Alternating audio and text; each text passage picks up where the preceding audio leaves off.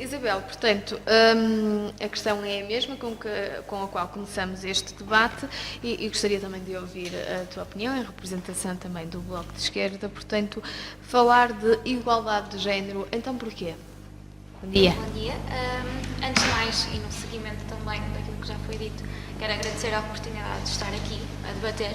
É uma experiência enriquecedora, tanto pessoal como em termos profissionais, a bem dizer. É muito bom a RFM nos dar esta oportunidade de debatermos as nossas ideias e de aprendermos cada vez mais a cada debate que se vai realizando. Eu aprendo cada vez mais e acredito que toda a gente também aprenda um bocadinho mais. Faz mais que sentido falar hoje em dia de igualdade de género.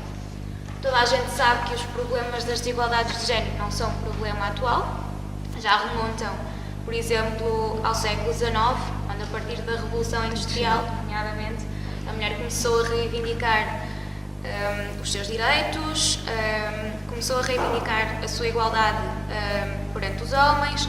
Depois temos ainda outra situação de a desigualdade de género se acentuou ainda mais e teve um maior impacto também na ideologia da sociedade, que foi a partir do segundo pós-guerra, onde houve então um aumento dos padrões de vida da população,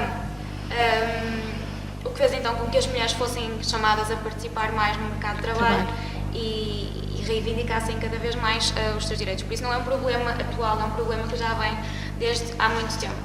Já aqui foi dito, já aqui foram ditas várias coisas e o grande problema que se tem aqui na desigualdade de género penso que é a discriminação. É a discriminação e para acabar com esta discriminação é necessário desconstruirmos o grande problema, que são os estereótipos. Toda a gente sabe que homens e mulheres são biologicamente diferentes, toda a gente sabe que têm condições e como é que eu explicar, funções diferentes, isso também já parte da questão. Papéis diferentes na sociedade? Na sociedade.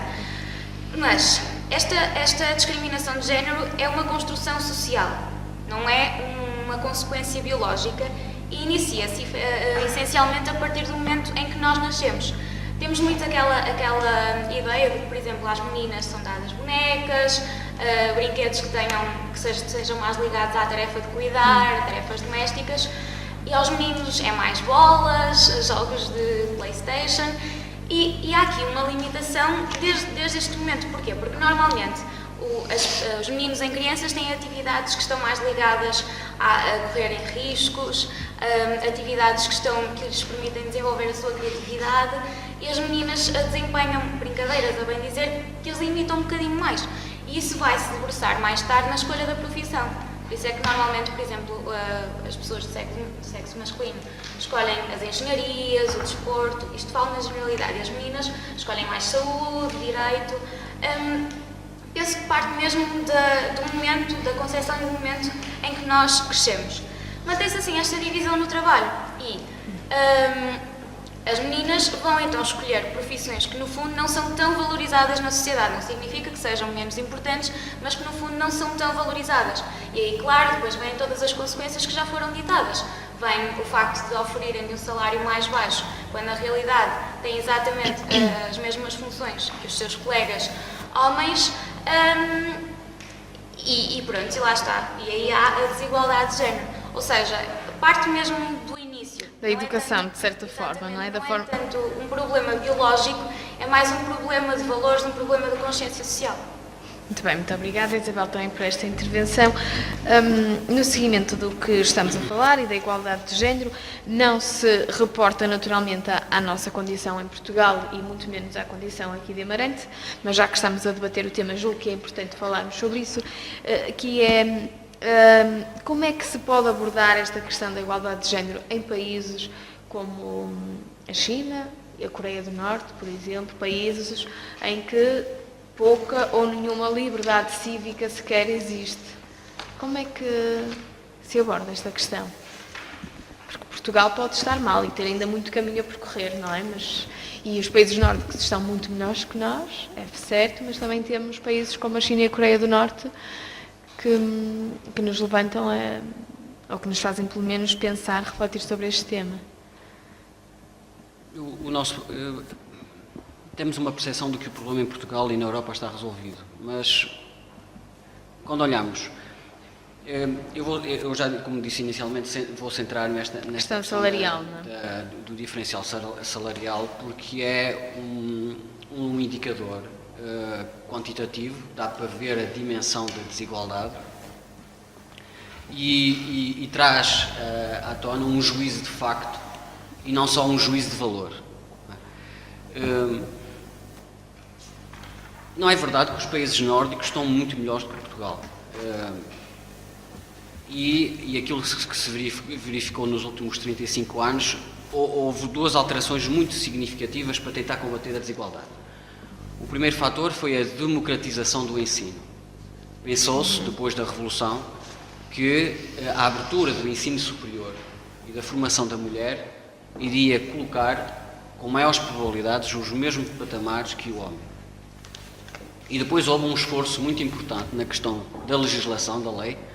Aliás, esse decreto de lei que eu referi, o 392/79, chamado a Lei da Igualdade, foi um documento tão bem escrito, tão bem feito, que quando Portugal foi inserido na Comunidade Europeia, teve necessidade de adotar diretivas comunitárias.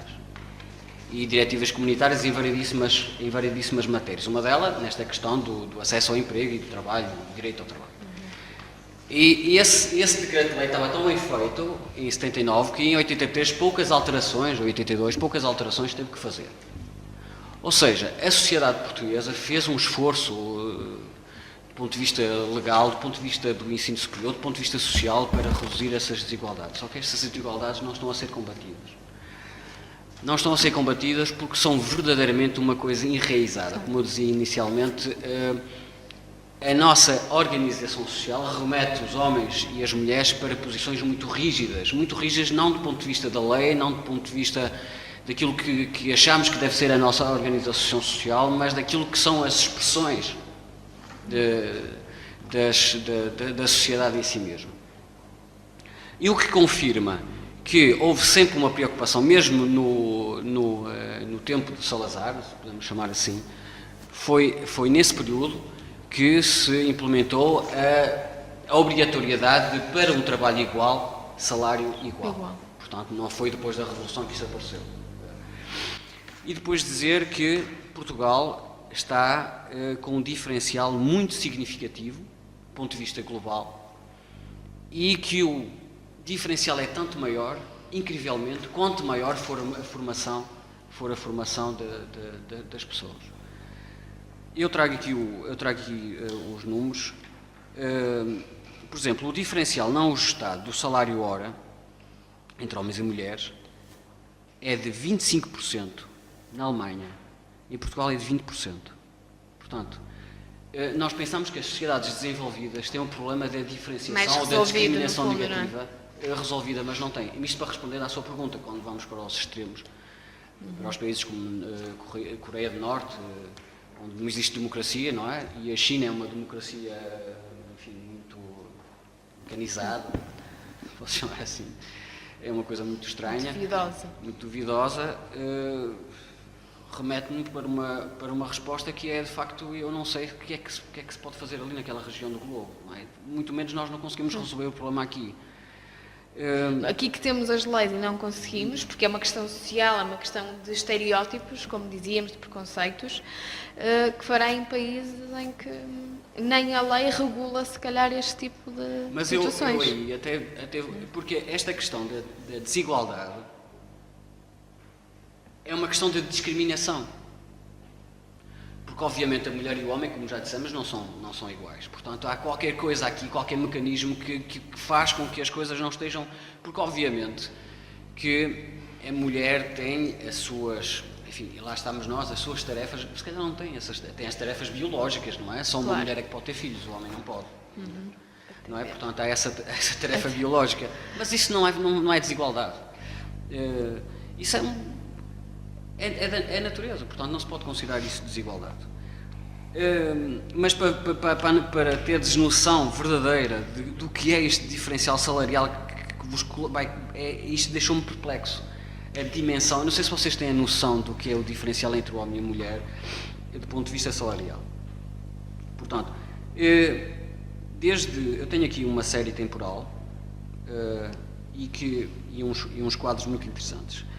Portanto, aqui este quadro representa a taxa de feminização por escalões de rendimento superiores a 1.200 euros, ou seja, esta base de dados recolhe elementos que partem, o critério de seleção são as pessoas que têm mais de rendimento, ou seja, de salário 1.200 euros por cima, ou a mais.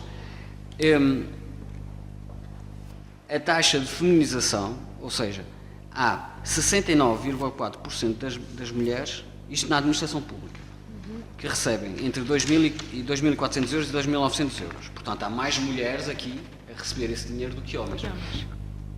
À medida que nós subimos na escala salarial na administração pública, verificamos que a taxa de feminização diminui de 69% para 34% quando passamos para 5.200 euros de salário.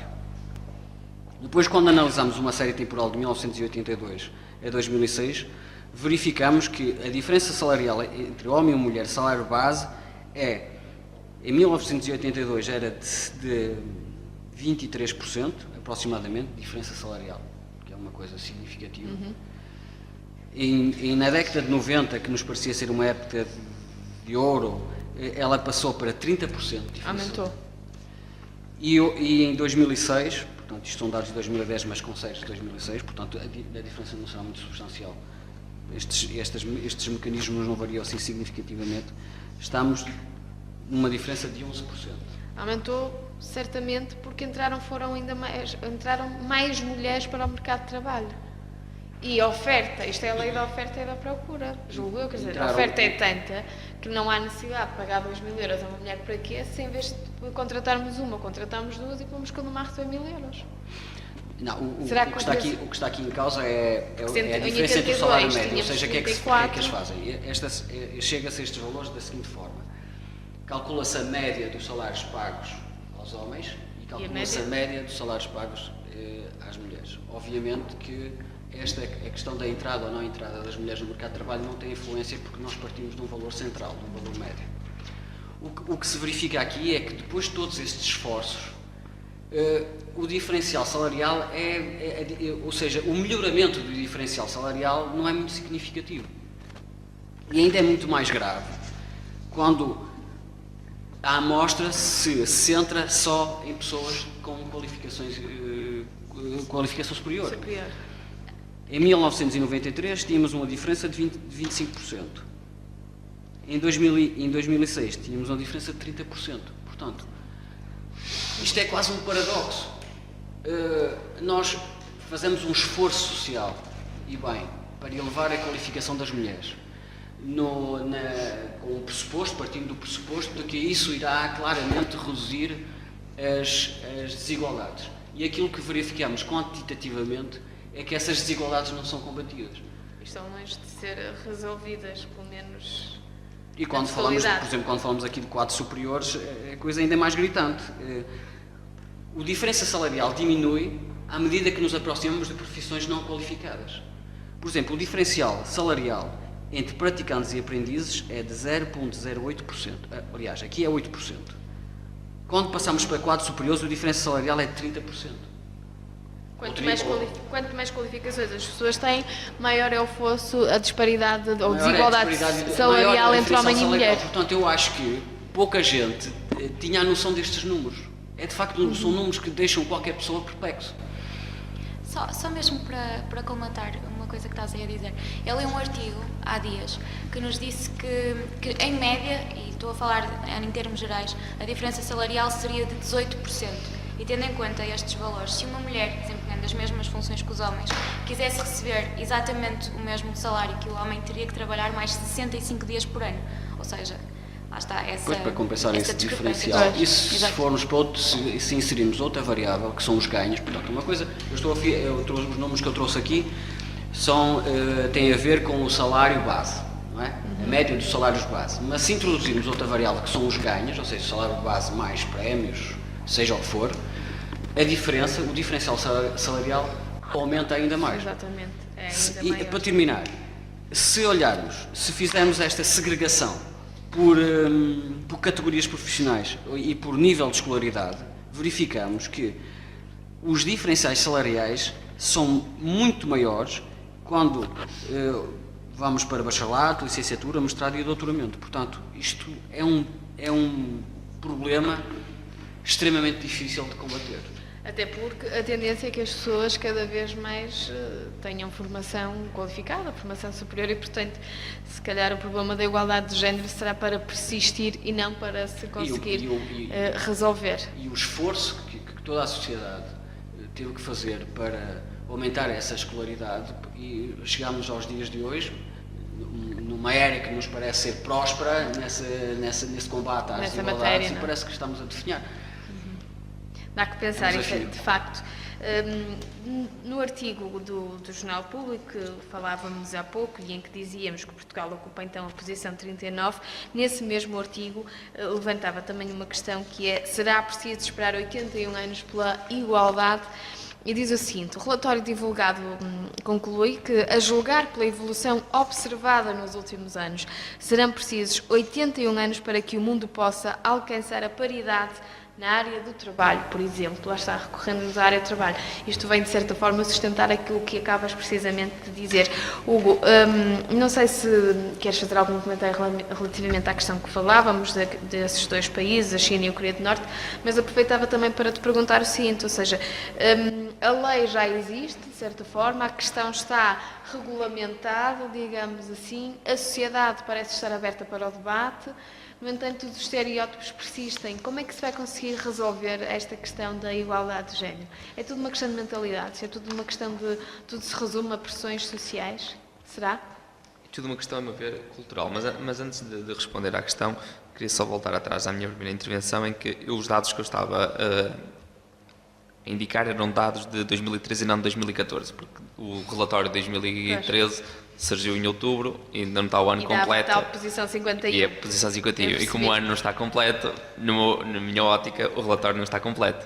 Há 2 meses, por muita fraca que seja a variação, pode haver alguma variação. Daí reportar-me ao 51º lugar ser o valor final de 2013. Agora é 39, segundo esse relatório. Voltando, recentrando ao debate, e só rematando aqui uma coisa que o Domingos disse agora, que falava nesse esforço educacional. Eu acho que esse esforço educacional foi feito e foi bem feito, e tem os seus frutos. Se nós analisarmos, por exemplo, a percentagem de jovens do sexo masculino e feminino que frequentam o ensino superior, vamos ter uma agradável surpresa. Vamos ver que o sexo feminino é superior ao sexo masculino. O que depois não conseguimos é reverter isso para a prática, que é na questão que tu falavas da questão salarial. Continuamos a ter essa discriminação que tende a não deixar de existir. Para mim, essa discriminação, para além de todos os aspectos, para além de todas as coisas que lhe possamos apontar, é uma discriminação que acontece por uma raiz muito cultural.